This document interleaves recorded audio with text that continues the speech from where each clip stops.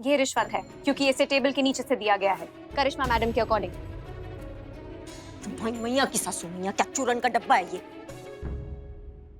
तो ये चक्कर चल रहा है यहाँ पर, अपने जूनियर्स के हाथों आप रिश्वत लेते हैं यहाँ, और वो भी इस तरीके से।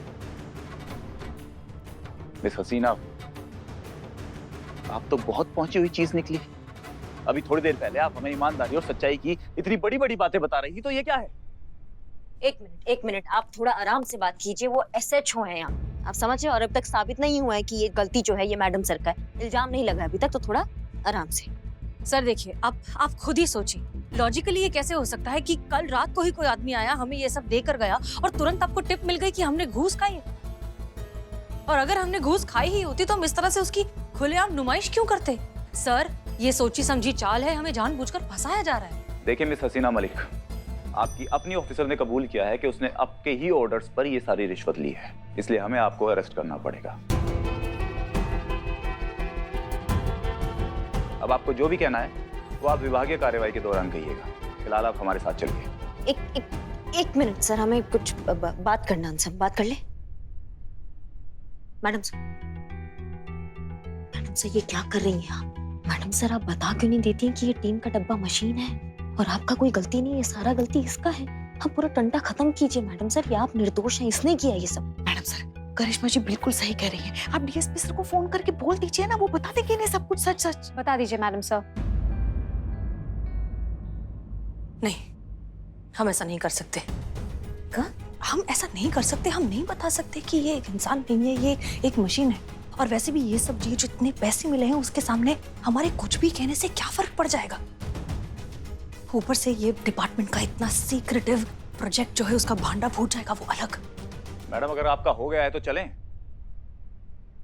आप हमें बस इतना बता दीजिए कि ये टिप आपको किसने दिया है? आपको हमने कहा ना कि ये चाल है, आप बस नाम दीजिए और हम पे विश्वास रखिए, हम सच आपके सामने लाके देंगे। देखिए करिश्मा सिंह, आप बखूबी जानती हैं कि ये पॉसिबल नहीं है, ये हमारे प्रोटोकॉल के अगेंस्ट है और हम इस तरीके से अपने डिपार्टमेंट के किसी भी सोर्स को डिस्क्लोज नहीं कर सकते। हाँ तो ठीक है, हम भी ये इल्जाम कबूल नहीं करते हैं। आप एक काम कीजिए, आप कार्रवाई बिठाइए, सच का पता लगाइए, क्योंकि क्या है कि जब तक सच पता नहीं चलेगा ना, तब तक मैडम सर को भी कोई हाथ नहीं लगा सकता है। मैडम सर यहाँ से नहीं जाएंगी। तो ठीक है, फिर हम आपकी ASI मीरा को लेके जाते हैं, क्योंकि इन्होंने ही कबूल किया है ना। अब जो भी कार्रवाई होगी वो हम इन्हीं से शुरू करेंगे। चलिए मीरा जी।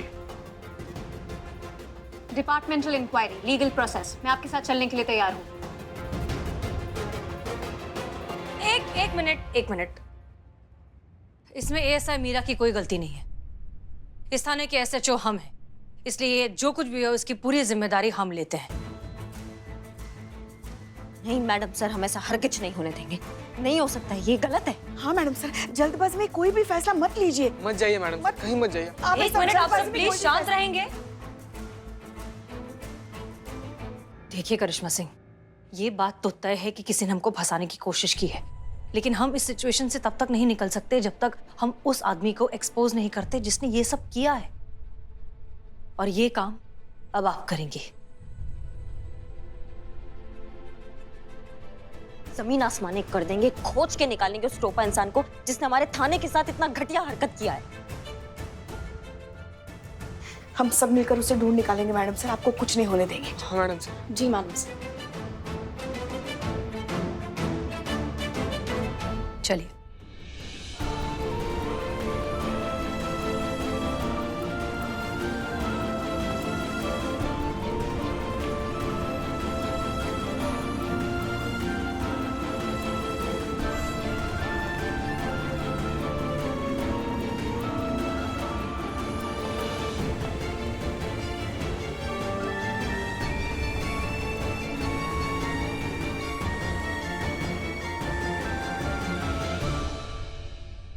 बहुत बड़ा गलती किया है तुमने, हम तुमको बता रहे हैं। सोचा था 87 दिन बचे, कैसे भी करके निकाल लेंगे तुम्हारे साथ, लेकिन अब नहीं। इस चैप्टर के साथ तुम्हारा अध्याय भी खत्म होगा और 48 घंटों के अंदर अंदर ना तुम थाने के बाहर होगी। और ये करिश्मा सिंह का वादा है, और ये सारा शहर जानता है कि करिश्मा सिंह अपने वादे का कितना पक्की है। सारा गुड़ गोबर कर दिया।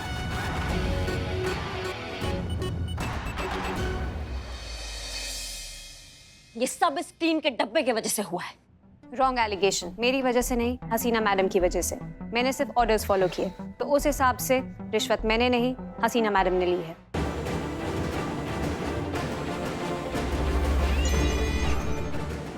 वही भैया की सास।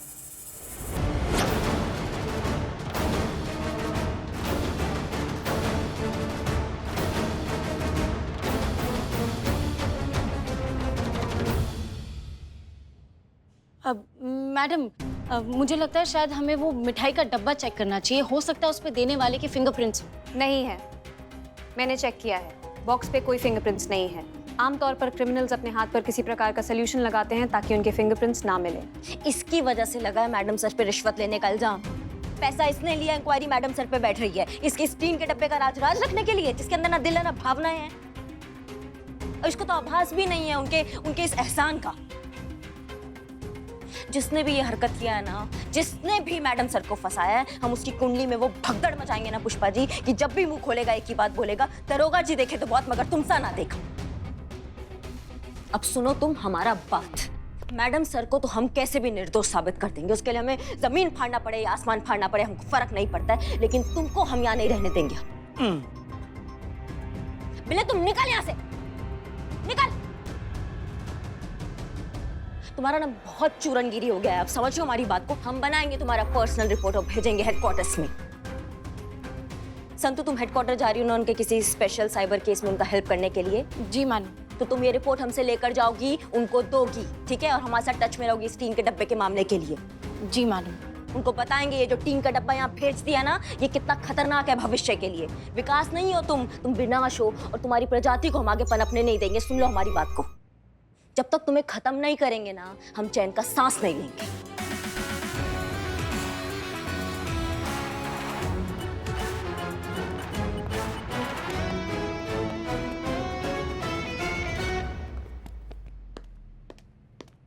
अगर तुमने ये पैसे नहीं लिए होते ना, तो आज मैडम सर को ये दिन ना देखना पड़ता। काश तुम्हें पता होता कि तुमने मैडम सर से क्या छीना है। तुमने उनसे उनका स्वाभिमान छीना है, और उसके लिए हम तो क्या, थाने का कोई भी सदस्य तुम्हें कभी माफ नहीं कर सकता।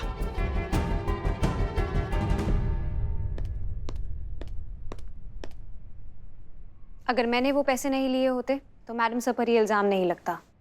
इल्ज़ाम वापस, स्वाभिमान वापस। स्वाभिमान।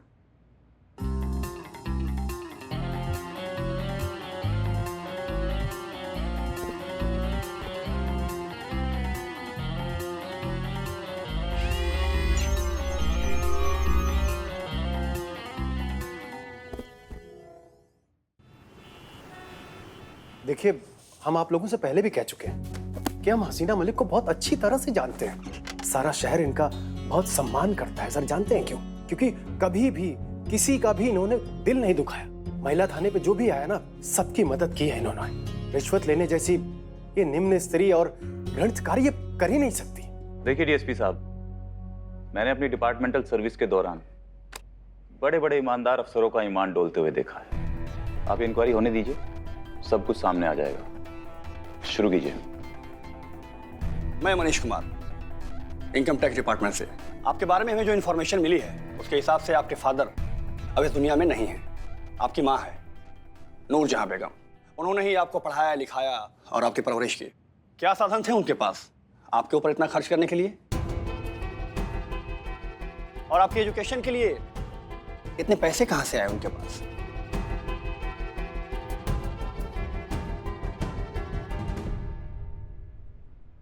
Scholarship sir. हमारी पढ़ाई का सारा खर्चा कॉलेज ने उठाया था, और जहां तक बात परवरिश की है तो कुछ अब्बू की सेविंग्स थी और कुछ माँ की हिम्मत। इंटरेस्टिंग। काफी महंगा फोन लगता है ये। हमारी टीम ने अपनी सैलरी बचा बचा कर बर्थडे के दिन हमें ये गिफ्ट किया है। हाँ हाँ भाई, हम कहाँ कुछ कह रहे हैं। ऐसी महंगी चीजें अक्सर गिफ्ट में तो ही मिला करती हैं। वैसे आपकी पढ़ाई लिखाई में भी काफी झोल झाल रहा है, फिर भी आपको पुलिस सर्विस मिल गई। कोई कोटा वोटा का चक्कर चला है क्या? जी नहीं सर, पढ़ाई में कोई झोल नहीं है। बस एक साल हम ठीक से पढ़ नहीं पाए क्योंकि हमारी तबीयत बहुत खराब थी। लेकिन अगले साल हमने पढ़ाई की, मेहनत की और कॉलेज को टॉप किया। कोई कोटा वोटा का चक्कर नहीं है सर। हम यहाँ पूरी ईमानदारी और मेहनत से पहुँचे हैं। महंगे फोन, महंगी गाड़ी, महंगी अंगूठी। शहर में 2-2 प्लॉट्स, ऐसी लेविश लाइफ और फिर भी ईमानदारी का दावा। दावा नहीं है सर, हम ईमानदार हैं, हमारे खून में है।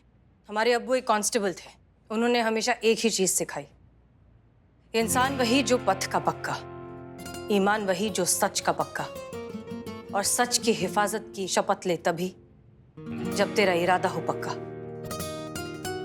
हम इसी सीख पर चलते आए हैं सर। महंगा फोन हमें हमारी टीम ने गिफ्ट किया, गाड़ी गराज वाले की है। अब सरकारी गाड़ी ठीक तो हो नहीं रही, इसलिए उसी से काम चला रहे हैं।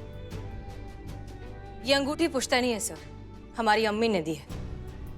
हाँ, जहां तक बात प्लॉट्स की है, वो हमारा इन्वेस्टमेंट है जिसका इंस्टॉलमेंट हर महीने जाता है। सच कहें तो कब तक जाएगा पता नहीं, हो सकता है ना किसी दिन किसी झूठे रिश्वतखोरी के इल्जाम में हमें फंसा दिया जाए, हम पर इंक्वायरी बिठा दी जाए और हमारी जिंदगी भर की मेहनत, ईमानदारी, डेडिकेशन और सैक्रिफाइसेस पर 1 मिनट में पानी फेर दिया जाए।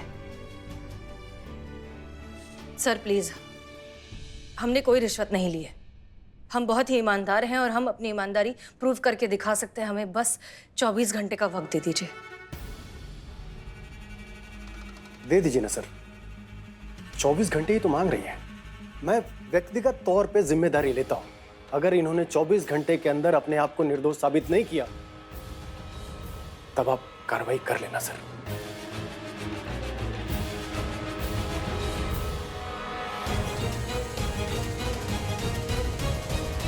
ठीक है डीएसपी साहब, सिर्फ आपकी जिम्मेदारी पर मैं 24 घंटे देता हूं। मैं 24 घंटे के लिए ये ऑफिशियल इंक्वायरी को मुलतवी करता हूं।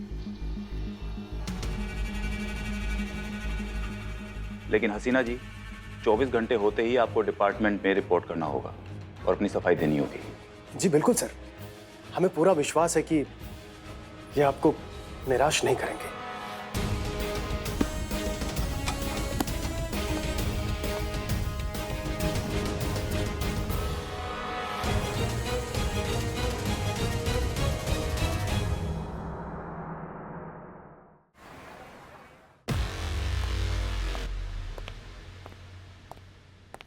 स्वागत है आप दोनों का महिला पुलिस थाना में।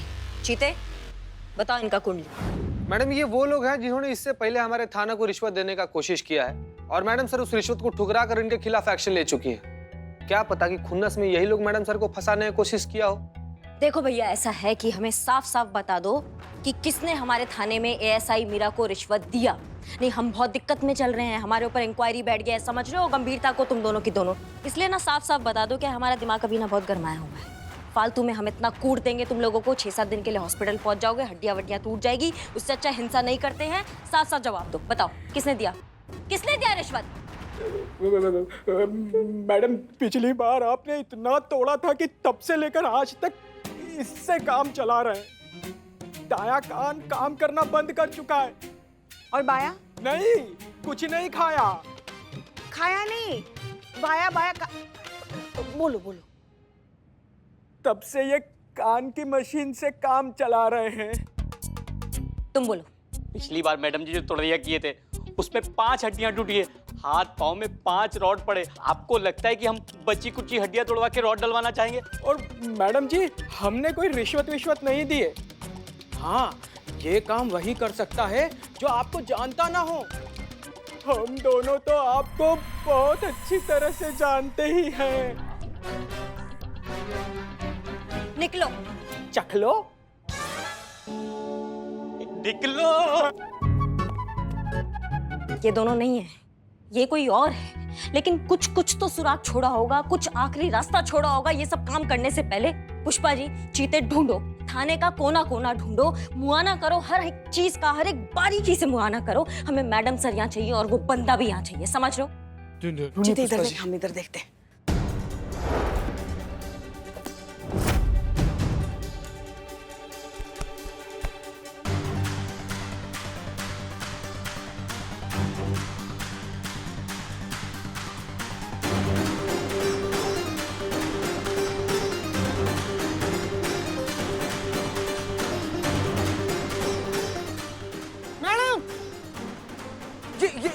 वो वाले टेबल के नीचे ये मिला क्या मैडम, मिला? ये मिला। रुमाल? बे पुष्पा जी, ये देखिए। बाल? हाँ, वो बाल मिला। अम्मा इसको भेजो फॉरेंसिक लैब में, जांच कराओ इसका, डीएनए टेस्ट कराओ, पता कराओ किसका बाल है ये। मैडम सर, मैडम सर आप कैसे आ गए? मतलब वो आपको क्लीन चिट मिल गया? मतलब आप थाने वापस आ गई ना आप? हमें क्लीन चिट नहीं मिली है, हमें सिर्फ 24 घंटे का समय मिला है खुद की बेगुनाही साबित करने का, इसलिए जो करना है 24 घंटों में करना है। बहुत है 24 घंटे मैडम सर, बहुत है। उस आदमी को हम पकड़ कर लाएंगे, यहाँ आपके सामने लाएंगे और आपको निर्दोष साबित करेंगे। अभी हमको ये बाल मिला है, ये हम फॉरेंसिक लैब में भेज रहे हैं, पता लगाएंगे, जांच करेंगे कि किसका है ये। ठीक है, पता लगाइए, देखिए क्या पता चलता है। मीरा कहाँ है? मीरा कहाँ है?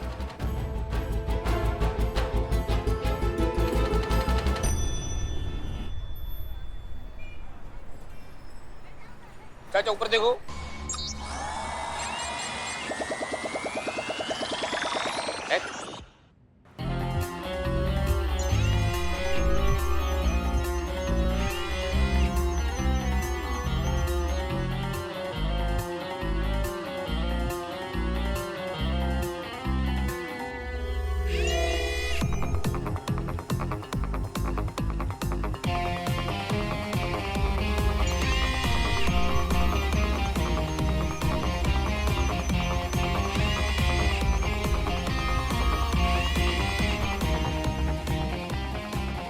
मैच?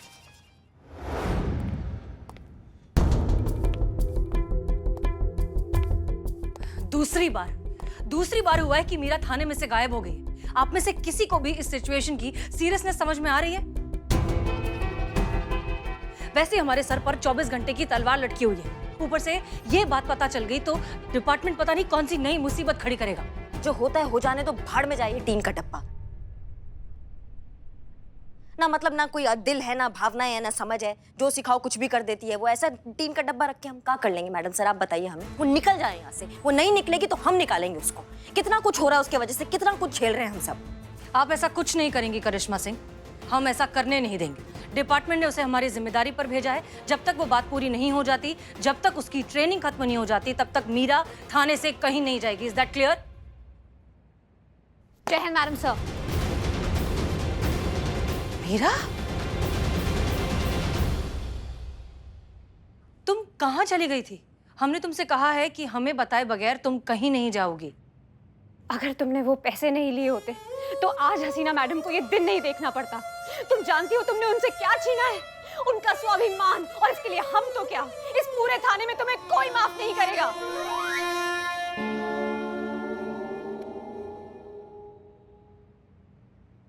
पुष्पा जी की ये बात सुनकर मेरे प्रोसेसर ने मुझे ये अलर्ट मैसेज दिया कि अगर मैं उस आदमी को ढूंढ दूं जिसने मुझे उस रात पटाखे और मिठाई दी थी, तो मैं आप पे लगा इल्जाम वापस ले सकती हूँ। तुम क्या करने गई थी? मैं उस आदमी को ढूंढने गई थी मैडम सर।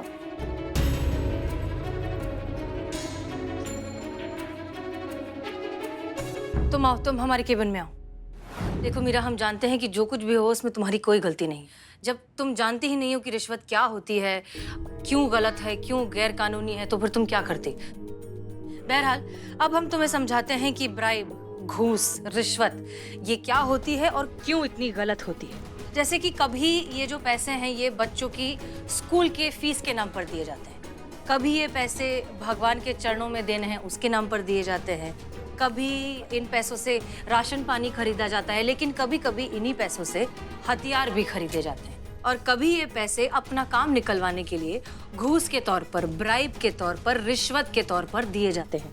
ये वही पैसे हैं जो जिंदगी देते भी हैं और लेते भी हैं। कहीं ये भगवान है तो कहीं शैतान है, कहीं फरिश्ता है तो कहीं हैवान। कहीं ब्लैक कहीं व्हाइट। एग्जैक्टली। इस पैसों के बहुत सारे रंग हैं, बहुत से रूप हैं, इसे कई तरीके से इस्तेमाल किया जाता है, हर किसी का अपना तरीका।